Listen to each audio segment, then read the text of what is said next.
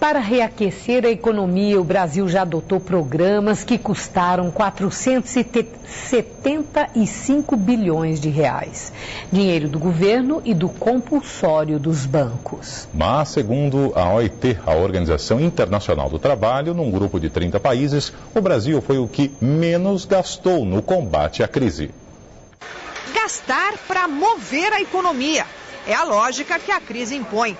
Nesse contexto, 34 bilhões de reais devem erguer 1 milhão de moradias populares. Com um incentivo à construção civil, o governo espera gerar renda e emprego. A estimativa é de 3 milhões de vagas em 3 anos. Para quem já tem casa, imposto menor é um incentivo para ir às compras. Celso e Lilian mudaram os planos da reforma por causa da redução do IPI, que deixou o material de construção mais barato. A gente pretende comprar tudo de uma vez, mesmo que a gente não faça tudo agora, né?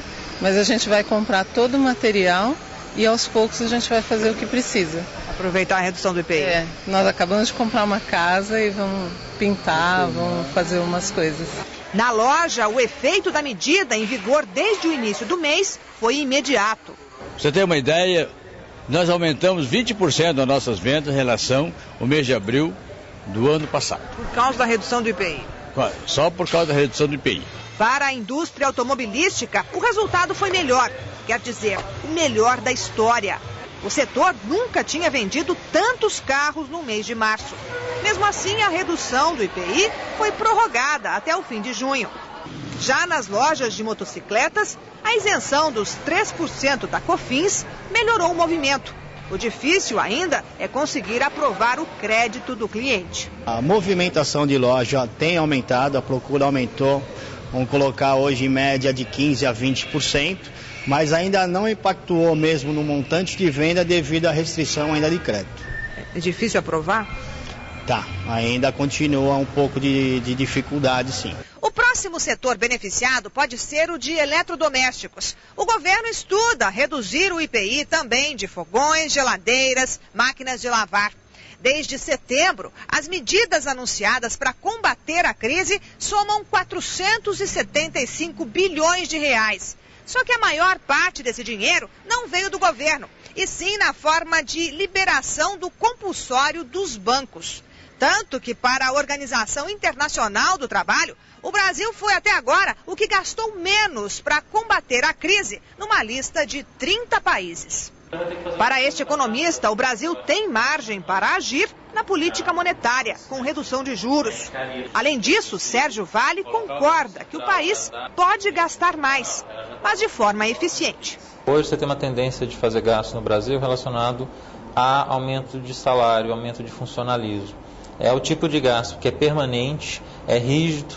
Quando a crise passar, você não consegue diminuir esse gasto. O que você deveria estar fazendo é medidas como, por exemplo, foram feitas do IPI, que são medidas temporárias, vão durar 6 meses, depois você retorna ao padrão que você estava antes. Então, nesse sentido, esse tipo de política deveria ser mais tentado. Está em nosso estúdio o jornalista José Paulo Kupfer, comentarista do Jornal da Gazeta. Agora, José Paulo, sobre as medidas de governo para o enfrentamento da crise. Soou curiosa aquela crítica da OIT, Organização Internacional do Trabalho. Não foi apresentado como crítica, mas tem no subtexto, né? Um tom de crítica de que o Brasil é o país que menos gastou no combate à crise, quando nós mesmos anunciamos esses 475 bilhões de reais. Como é essa medida? É pela conta matemática em relação a outros países ou o resultado, a adequação das medidas adotadas e da verba adotada? Pela lista é uma conta matemática, quanto dinheiro está envolvido nisso. De fato, no caso brasileiro, como disse a nossa reportagem, uma parte grande desse dinheiro são liberações de compulsórios que o Banco Central retinha dos depósitos que os bancos têm, para que o crédito ficasse mais folgado. Então esse é um dinheiro que pode ter entrado ou pode não ter entrado. A gente não sabe quanto dessa parcela que corresponde aos compulsórios entrou. Tem outra parcela que é de investimentos anunciados. Por exemplo, o plano habitacional, 34 bilhões. Tá nessa conta aí, mas é um dinheiro que ainda não começou a ser usado.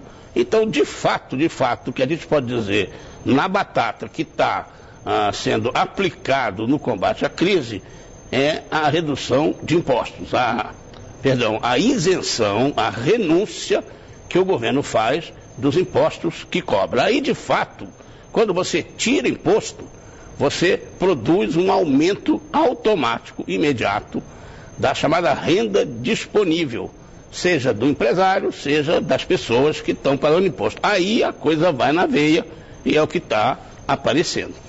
E você deu esse exemplo, mas há aquelas questões, assim, setores pontuais que receberam incentivos fiscais e que deram uma resposta muito positiva, né, em relação ao pretendido aquecimento da economia. Sim. Bom, primeiro o que precisa se ver é que o script, Marília, bem ou mal, enfim, economia é pior do que futebol, é realmente uma caixinha de surpresas, mas o script está seguindo.